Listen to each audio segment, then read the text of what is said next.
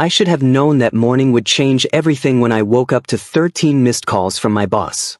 But hindsight is cruel like that. It shows you all the red flags you ignored while running headfirst into disaster. My name is Kang Miho, and I'm about to spill coffee on the most dangerous man in Seoul. I was already 20 minutes late to the emergency meeting when I burst through the revolving doors of Zenith Entertainment, my laptop bag slipping off my shoulder and my iced Americano clutched precariously in one hand. The lobby was unusually crowded for 8 a.m., filled with nervous-looking employees whispering in clusters. Did you hear? The new CEO arrived early. I heard he fired 3 managers in New York just for being late to a conference call. My friend says his pheromones are so strong, 2 Omegas fainted when he walked past them at the airport. I rolled my eyes. Office gossip about alphas was always so dramatic. As a beta, I'd never understood the obsession with pheromones and biological hierarchies. I just wanted to do my design work and go home to my tiny apartment and my cat. The elevator doors were closing as I sprinted toward them. Wait, hold the door! I called out, squeezing through the gap just as they began to shut. That's when it happened. I collided with something solid. No, someone solid. My coffee cup flew from my hand in what felt like slow motion, the lid popping off midair. Dark liquid arced through the air in a perfect, devastating trajectory, splashing across an expensive white dress shirt and charcoal suit jacket. Oh my God, I'm so sorry. I didn't see. The words died in my throat as I looked up. And up. The man towering over me was absolutely stunning in the most terrifying way possible. Sharp jawline. Perfectly styled black hair. Eyes so dark they looked like they could see straight through to your soul. But it was the intensity of his gaze that made my breath catch. He was staring at me like I was the only person in the world, like I'd just done something far more significant than ruin his clearly expensive suit. The elevator was deadly silent. I became aware of 4 other people pressed against the walls, their faces pale with fear. An Omega woman in the corner looked like she might cry. I'll pay for the dry cleaning, I stammered, grabbing napkins from my bag and reaching toward his chest before realizing how inappropriate that was. My hand froze midair. Or replacement. I'll replace the whole suit. I'm so sorry, mister. Yoon Ji-hyuk, he said quietly, his voice deep and smooth like dark chocolate. I'm the new CEO. My stomach dropped to the basement. Of course he was. Of course I just assaulted the one person in the building who could fire me with a snap of his fingers. Mr. Yoon, I started, but he held up one hand. You're late to the emergency meeting, he observed, his expression unreadable. What's your name? Kang Miho, sir. I'm a graphic designer in the marketing department. I waited for the inevitable dismissal, mentally calculating how much I had in savings and whether my landlord would let me pay rent late. But he didn't fire me. Instead, he did something far more unsettling. He leaned closer, so close I could smell his cologne, something expensive and woodsy. His eyes narrowed slightly, studying my face with an intensity that made heat creep up my neck. Interesting, he murmured, almost to himself. Sir? I asked nervously. You don't react to my pheromones at all. It wasn't a question, more like he was confirming something he'd suspected. I blinked, confused. I'm a beta, sir. We don't really react to those things. Something flickered across his face. Surprise? Relief? Before I could identify it, his expression smoothed back into professional coldness. The elevator dinged, announcing we'd reached the 15th floor. The meeting is on 20, he said. You'll ride up with me. The rest of you are dismissed. The other employees practically fled, leaving me alone with him in the suddenly too small elevator. My heart was pounding so hard I was sure he could hear it. As the doors closed and we began ascending again, Yoon Ji-hyuk calmly removed his ruined jacket and began unbuttoning his coffee-stained shirt. My eyes widened and I immediately turned around, facing the elevator wall. What are you doing? I squeaked. I'm not walking into my first official meeting looking like this, he replied matter-of-factly. I heard the rustle of fabric and tried very hard not to imagine what was happening behind me. There's a spare shirt in my briefcase. Unless you'd prefer I remain half-dressed. No. I mean, please get dressed, sir. Was that a low chuckle I heard? No, impossible. The legendary ice-cold CEO didn't laugh. You can turn around now, Kang Miho. I slowly turned to find him in a fresh white shirt, looking infuriatingly perfect while I resembled something the cat dragged in. He was still watching me with that unsettling intensity. "Sir, about the suit." "Forget about it," he interrupted. "But you owe me something else." My mouth went dry. "What?" "Information. Why were you late? And don't lie, I can't stand liars." The elevator dinged for the 20th floor. Through the glass doors, I could see the entire executive team waiting in the conference room, including my terrified-looking boss. My cat was sick. I had to take him to the emergency vet, I admitted, figuring honesty was better than making up an excuse. "I know it sounds stupid, but he's all I have and—" "What's his name?" I blinked. "Sorry. Your cat. What's his name?" "Kimchi," I said slowly, wondering if this was some kind of test. "Because he's orange and spicy." The elevator doors opened. Yoon Ji-hyuk's lips curved into the smallest hint of a smile, so brief I might have imagined it. "After the meeting, bring me your vet bill. The company will reimburse you." He stepped out, then glanced back. "And Kang Mi-ho? Try not to spill anything else on me. I only brought 3 spare shirts." He walked away, leaving me standing there confused, relieved, and inexplicably warm. I had no idea that the most powerful alpha in Seoul had just decided I was his. Yoon Ji-hyuk was everywhere, and I was starting to think I was losing my mind. It started innocently enough, or so I thought. The day after the coffee incident, I found a premium cat food basket on my desk with a note in elegant handwriting. "For Kimchi. Hope he's feeling better." "Why did—" My coworker Soo-hyun nearly fainted when she saw it. "Mihoya, do you know how much this brand costs? This is like 300,000 won worth of cat food. Why is the CEO sending you gifts?" "It's not a gift," I insisted, though my face was burning. "It's just, he's being nice because I told him about Kimchi being sick." "The Yoon Ji-hyuk? Being nice?" Soo-hyun looked at me like I'd grown a second head. "Girl, he fired someone yesterday for breathing too loudly in a meeting. He doesn't do nice." I tried to brush it off, but then strange things kept happening. On Tuesday, I was working late on a logo redesign when someone knocked on my cubicle wall. I looked up to find the CEO himself standing there in his perfectly tailored suit, loosened tie suggesting he'd been working late too. "Mr. Yoon." I jumped up so fast I knocked over my coffee, thankfully an empty cup this time. "Is there something I can help you with?" I was reviewing the marketing materials. "Your design work is impressive," he said, his dark eyes fixed on my computer screen. "Especially the color theory. Where did you study?" "Just online courses, sir. I couldn't afford design school." Something flickered in his expression. "Self-taught. Even more impressive." He paused, then added almost casually, "It's late. Have you eaten?" My stomach chose that moment to growl loudly. I hadn't eaten since the convenience store kimbap at lunch. I was going to grab something on the way home. "There's a good restaurant near here. Join me." It wasn't a request. 20 minutes later, I found myself sitting across from Yoon Ji-hyuk in an expensive-looking private room at a Korean barbecue restaurant, watching him grill meat with surprising expertise. "You don't have to do this, sir," I said awkwardly, unsure where to look. "I mean, buying me dinner because I spilled coffee on you seems backwards." "I'm not doing this because of the coffee," he replied, placing a perfectly cooked piece of beef on my plate. "I'm doing this because you interest me." I nearly choked. "I interest you? You're the first person in years who's treated me like a normal human being instead of either an alpha to submit to or a CEO to fear." He met my eyes across the table. "It's refreshing." The way he looked at me made something flutter dangerously in my chest. I quickly shoved the beef in my mouth to avoid responding.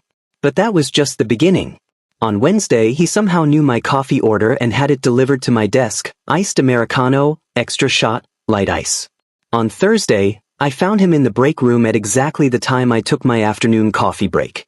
On Friday, his driver, coincidentally, offered me a ride home because it was raining and I didn't have an umbrella. By Monday of the following week, even I couldn't deny the pattern.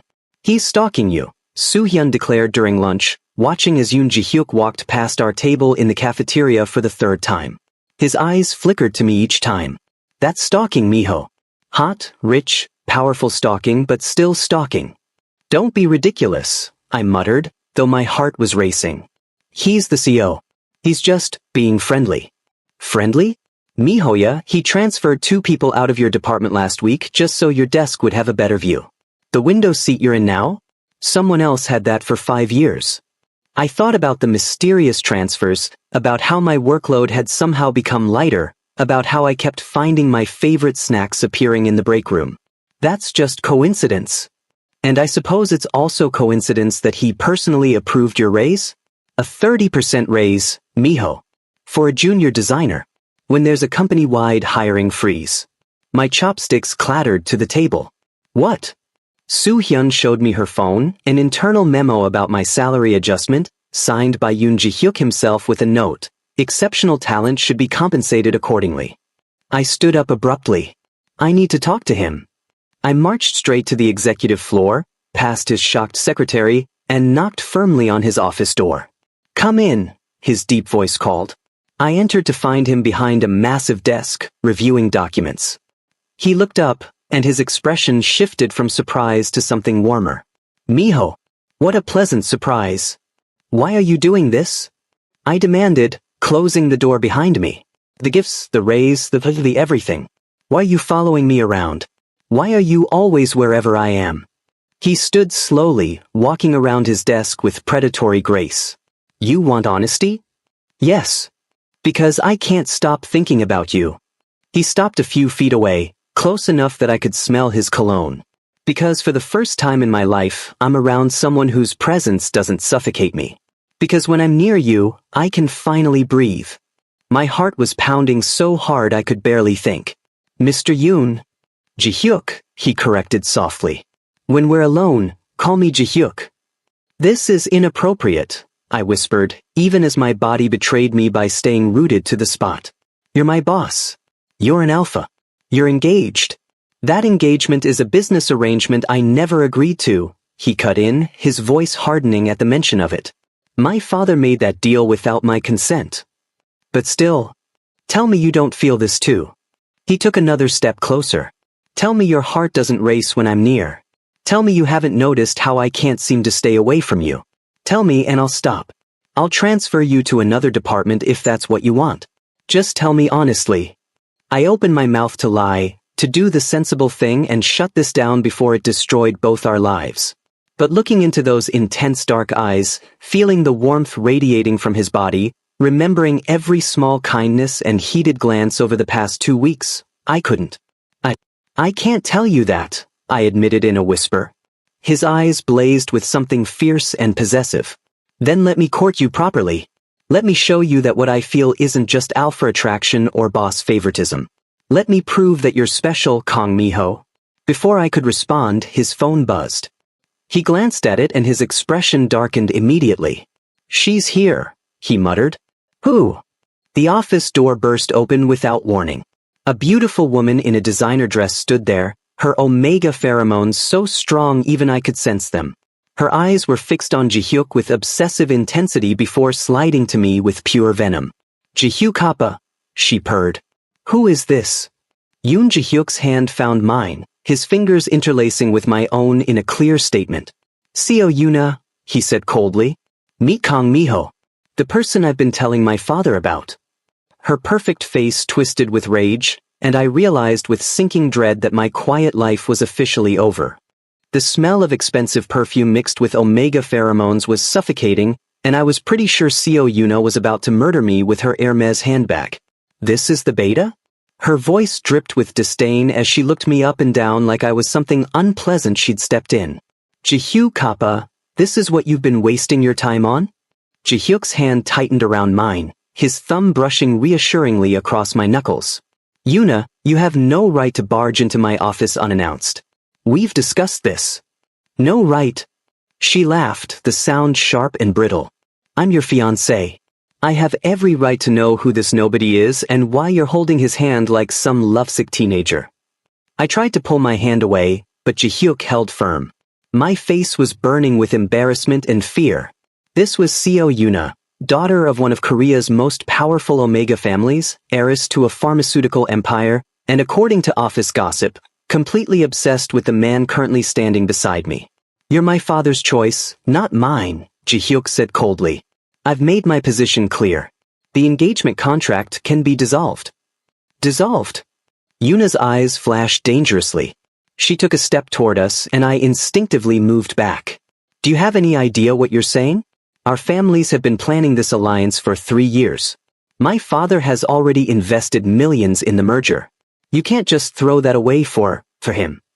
The way she said him made me feel smaller than I'd ever felt in my life.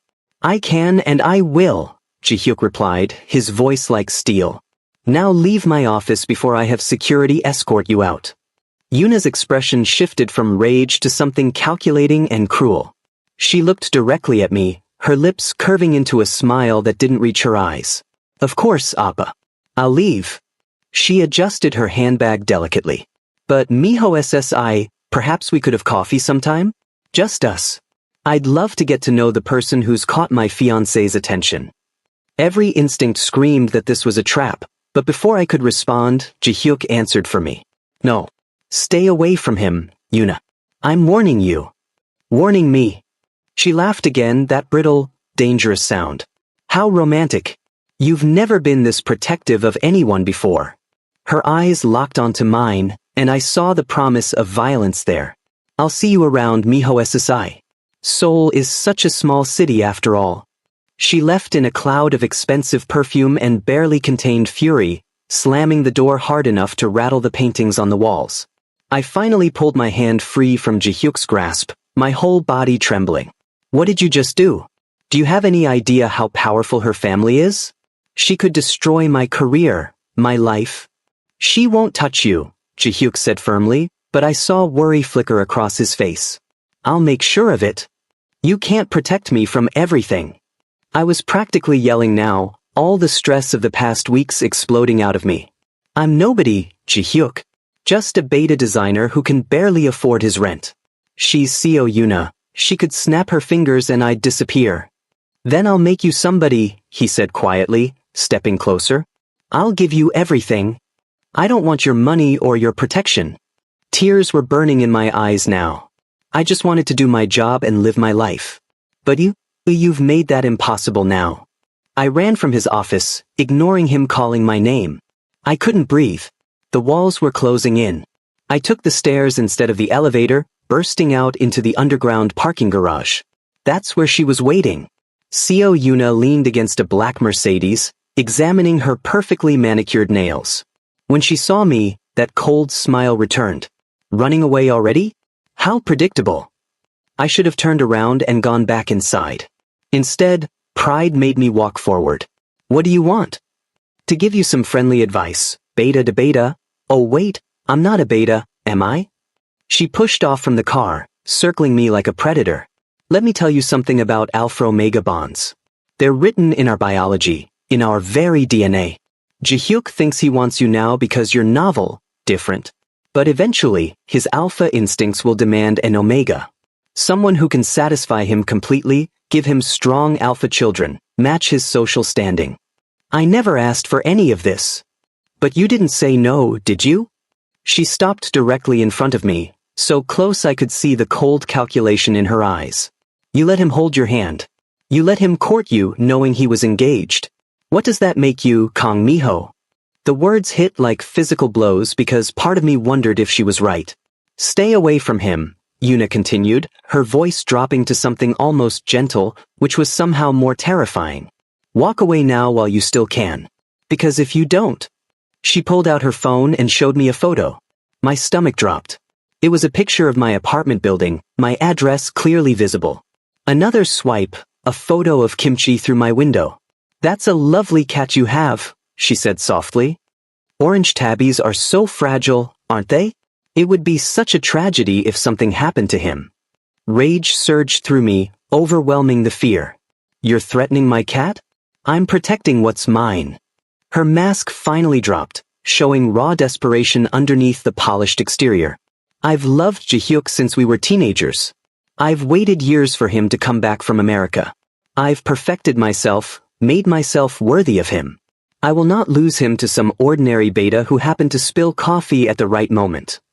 Then maybe you should ask yourself why he's running from you, I shot back, surprised by my own courage. Love isn't about ownership or perfection. It's about what? Your pathetic little romance. She stepped back, composing herself. You have 1 week, Miho SSI. 1 week to quit your job and disappear from Ji-hyuk's life. If you don't, I'll make sure you regret it. And I don't just mean your cat. She got into her Mercedes and drove away, leaving me standing alone in the dim parking garage, shaking with anger and terror. My phone buzzed. A text from Ji-hyuk. Where are you? Are you okay? Please talk to me. I stared at the message, Yuna's threats echoing in my mind. The smart thing would be to run, to protect myself and Kimchi, to go back to my quiet, invisible life. But when I closed my eyes, I saw Ji-hyuk smile when he talked about my designs. I felt his hand in mine, warm and solid. I heard his voice. You're special, Kang Miho. For the first time in my life, someone saw me. Really saw me. Was I brave enough to fight for that? My phone buzzed again. This time, a different message from an unknown number. 6 days left. Choose wisely. I looked up at the security camera in the corner of the garage, wondering if Ji-hyuk was watching the footage, if he knew what had just happened. Then I typed out a response to his message, my hands trembling. We need to talk. Tomorrow. Somewhere private. If Seo Yuna wanted a fight, she was about to learn that even betas had claws. I was kissing Yoon Ji-hyuk in his car, and I still couldn't figure out how we'd gotten here. 12 hours earlier, I'd been terrified, planning to end whatever this dangerous thing between us was. But now his hands were in my hair, his lips moving against mine with desperate hunger, and every rational thought had evaporated from my brain. Let me back up. That morning, I'd arrived at the address Ji-hyuk sent me, a luxury penthouse in Gangnam that apparently he kept as a private office away from the company.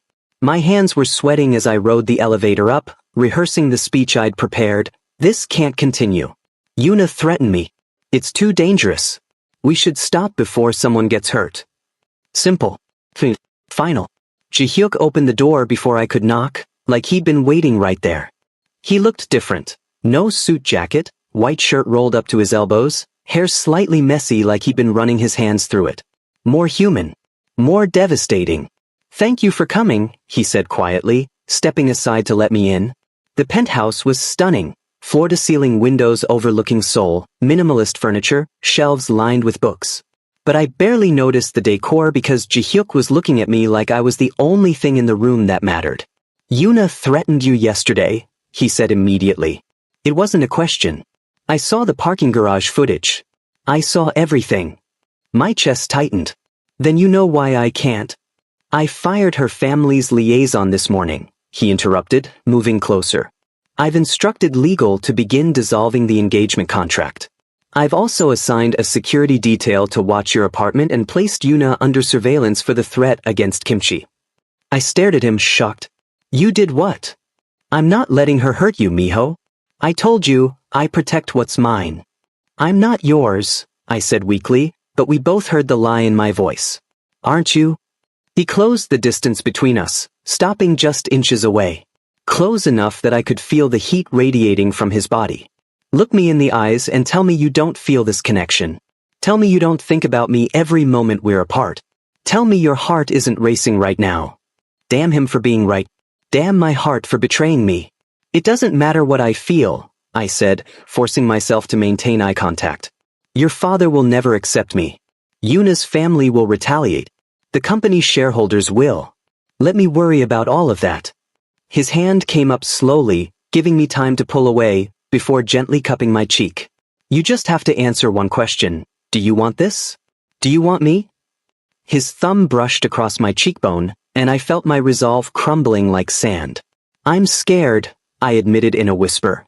I've never been special to anyone before. I don't know how to be the person you think I am. You already are that person. His voice was rough with emotion. You're kind without expecting anything in return. You're talented without being arrogant. You see me as just Ji-hyuk, not as an alpha or a CEO or an heir. Do you have any idea how rare that is? But I'm just. If you say, just a beta, one more time, I'm going to kiss you to shut you up, he warned, his eyes darkening. My breath caught. You can't just. His lips crashed against mine, swallowing the rest of my protest. I'd been kissed before, awkward, fumbling encounters that left me feeling nothing. This was different. This was fire and hunger and need. His hand slid to the back of my neck, angling my head to deepen the kiss, and I heard myself make a sound I didn't recognize. When we finally broke apart, both breathing hard, his forehead rested against mine. "Tell me to stop," he murmured against my lips. "Tell me you don't want this and I'll let you go. I'll transfer you to a different company with a recommendation that'll guarantee you any job you want. You'll never have to see me again." It was the out I'd come here looking for. The safe choice. The smart choice. "I don't want you to stop," I heard myself say instead. The sound he made was almost a growl. Then he was kissing me again, walking me backwards until my back hit the wall. His body pressed against mine, solid and warm, and I forgot every reason this was a terrible idea. "Miho," he breathed against my neck, his lips trailing fire across my skin. "I'm going to court you properly. I'm going to take you on dates. I'm going to show everyone that you're mine." Ji-hyuk? His name came out as a gasp as his teeth grazed my pulse point. "The company, people will talk. Let them talk." He pulled back to look at me, his eyes fierce. "I spent 10 years in America being the perfect heir, the obedient son, the alpha everyone expected me to be. I'm done living for other people's expectations. What about your father? The engagement? My father can disown me for all I care. The engagement was never valid. I never signed the contract." His thumb traced my lower lip and I shivered. "As for Yuna, I've already contacted her father. I made it very clear that any retaliation against you would result in me pulling all Yoon family investments from their pharmaceutical company. That's about 40 billion won they can't afford to lose." I was overwhelmed by how much he'd already done, how many bridges he was willing to burn. But why risk everything for me? Because in a world that told me my worth was in my alpha bloodline and business success, you saw me for who I actually am. He kissed me again, softer this time. "Because when I'm with you, I finally feel like I can breathe. Because you're my peace in the chaos, Miho. And I'm not letting that go without a fight." We talked for hours after that. About his childhood, about the pressure of being a Yoon, about my dreams beyond just being a designer.